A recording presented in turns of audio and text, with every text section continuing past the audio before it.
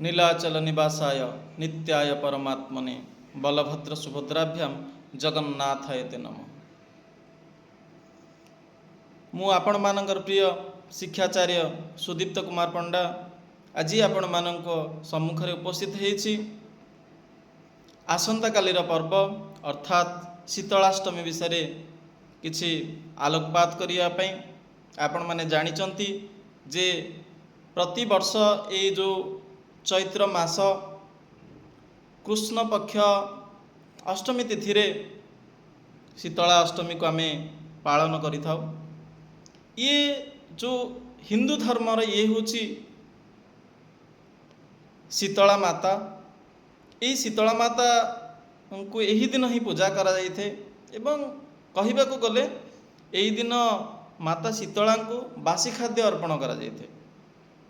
आमे जहाँ को आमे शीतल भोग भाव में अर्पण करिथाउ एवं विश्वास रही जे ये बासी खाद्य खाइबा द्वारा माने बासी खाद्य जहाँ अर्पण करा जाइथे से बासी प्रसाद को आमे सेवन करिबा द्वारा शरीर रु विभिन्न प्रकार रोग दूर होइथे, रोगरु मुक्ति मिलता है एवं शीतलता प्रदान करे बोली विश्वास रही। आमे जदि इंग्राजी कैलेंडर रे देखिबा ये पर्व प्रति वर्ष माने एई वर्ष प्रति वर्ष तो विभिन्न तारीख रे पड़िबार संभावना मध्य रही। एई वर्ष मार्च मास 11 तारीख रे रहिबो शीतला देवी को पूजा एवं पूजा विधि जदि आमे देखिबा ये पूजा विधि रे आमे जलखिया बा रंधा खाद्य कौन से आमे ग्रहण करिया नाही। आग दिन अर्थात सप्तमी दिन प्रस्तुत बासी खाद्य को माँ को अर्पण करी प्रसाद रूप रे ग्रहण करा जाइथे एवं माँ शीतला को यार महत्व कौन रही जदि आमे चिंता करिबा तले माँ शीतला को स्वास्थ्य और शीतलतार देवी भाव रे मने करा जे जी बसंत ऋतु एवं ग्रीष्म ऋतु रे हेउथबा विभिन्न प्रकार रोग मुख्यतः हाड़फुटी रोगरू रक्षा करिथांती बोली विश्वास रही एवं यह सत्य मध्य पौराणिक आख्यान अनुजाई एवं ए व्रत पालन रे शरीर सुस्थ रहे एवं विभिन्न प्रकार चर्म रोग मध्य दूर होइथे। आमे ता पूर्वरु रंगर पर्व होली को अति आनंदर सहित पालन करथाउ। सेथिपई ए माँ शीतला को पूजा करि जाइथे कि कौन प्रकार चर्म रोग न हो।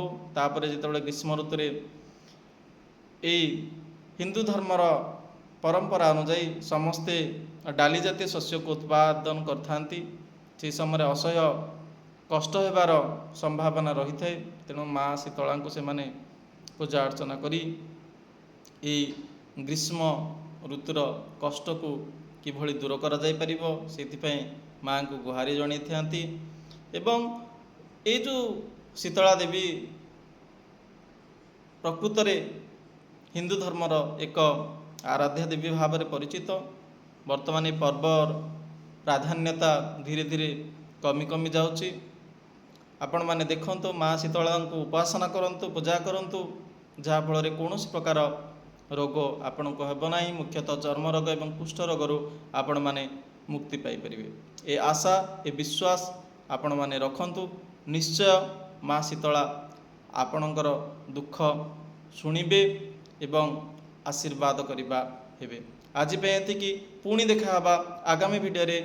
मते समस्त धैर्यर सहित शुणिथिबारु आपण समस्त को मो धन्यवाद जणाउछि।